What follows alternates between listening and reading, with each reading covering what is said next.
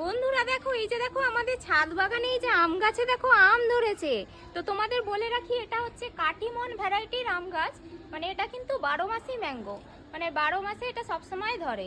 আর এখন দেখো যেহেতু আমের সিজন নেই, তবুও কিন্তু দেখো আম গাছে দেখো আম ধরেছে কতগুলো। আর এটা কিন্তু দেখো বন্ধুরা, একটা কিন্তু ছোট্ট বালতিতে লাগানো আছে, আর তাতেই দেখো এত ফল ধরেছে। এই দেখো এখানে কত আম, এই দেখো ওপরেও দেখো আছে, এই দেখো ওপরেও দেখো কত আম ধরেছে। ওপরে দুটো ধরেছে, তো আরো ওই পাশটায় দেখো আরো কিন্তু ধরেছে অনেকগুলো, ওই দিকটায় দেখো অনেক আছে। তো তোমরা কিন্তু এই কাটিমন ম্যাঙ্গো তোমরাও কিন্তু একটা করে ছাদ বাগানে করতে পারো।